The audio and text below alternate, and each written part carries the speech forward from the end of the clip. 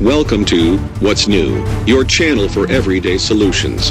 Be sure to subscribe, share and like our videos. This is What's New. The real reasons autism rates are up in the US. A hard look at whether the rise comes from more awareness, better diagnosis or something else. By Jessica Wright.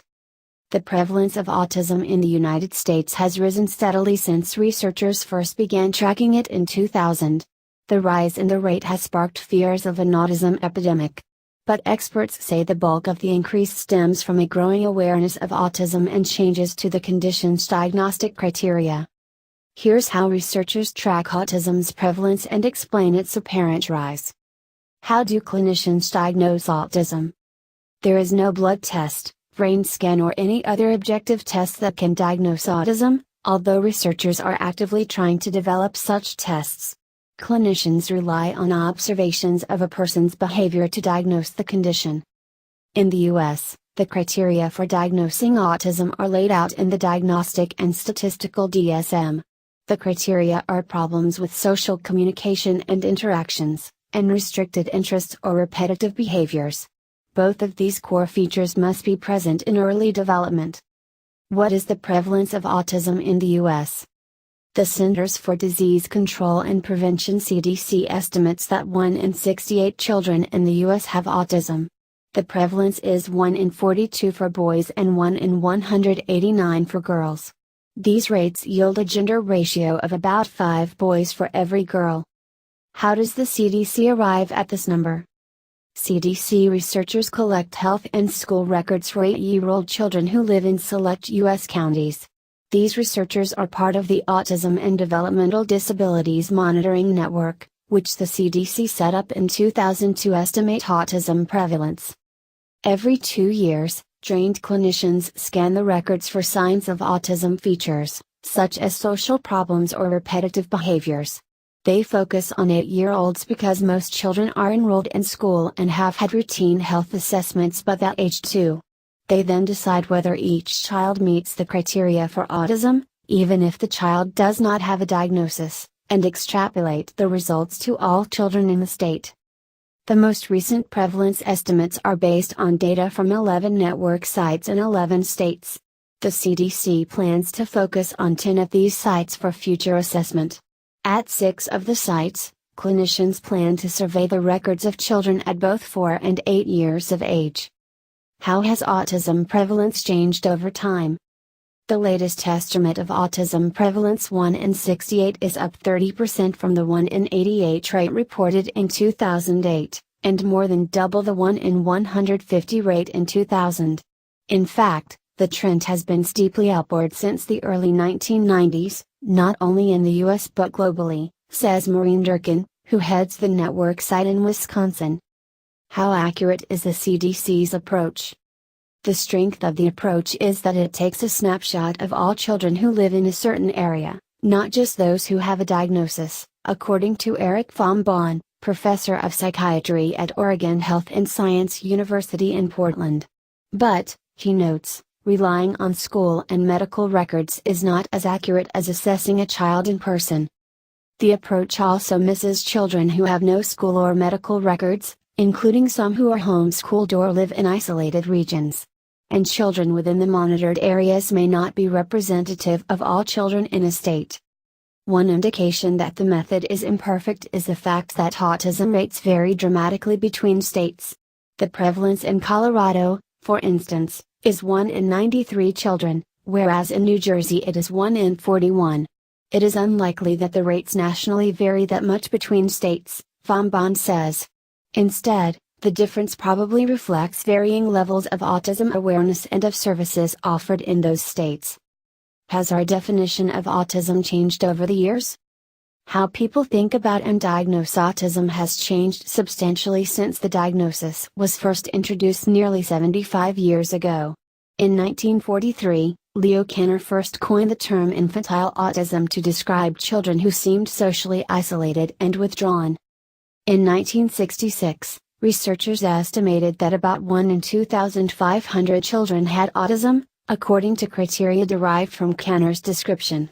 This and other early estimates of prevalence probably focused on children at the severe end of the spectrum and missed those with subtler features.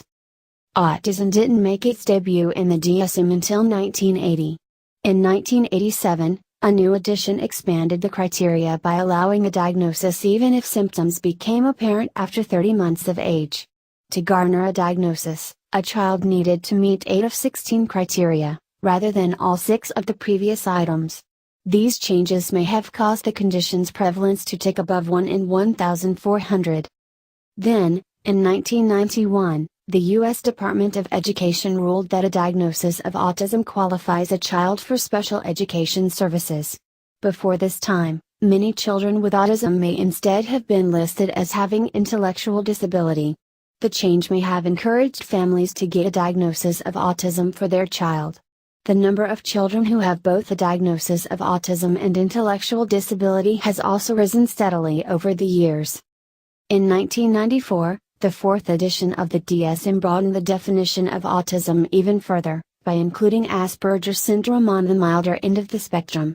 The current version, the DSM-5, was released in 2013, and collapsed autism, Asperger's syndrome and pervasive developmental disorder not otherwise specified into a single diagnosis. The most recent CDC estimate of autism prevalence is based on the 4th edition of the DSM.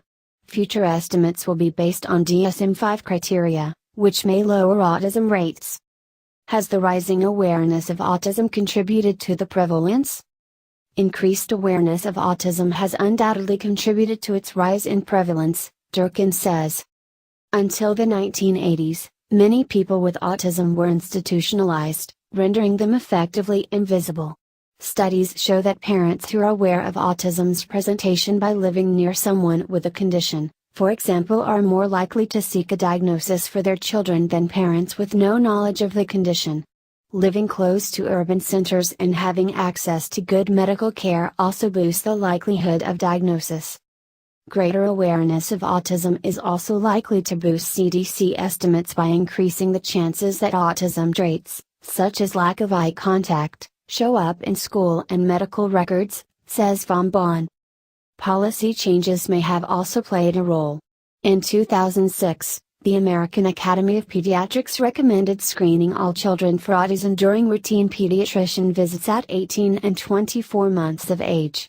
This move may have led to diagnoses for children who would otherwise have slipped under the radar. Are there other factors that have influenced prevalence? Many individuals diagnosed with autism may, in the past, have been misdiagnosed with other conditions, such as intellectual disability. As diagnoses of autism have risen, those of intellectual disability have decreased. What's more, a diagnosis of autism gives children greater access to specialized services and special education than do diagnoses of other conditions.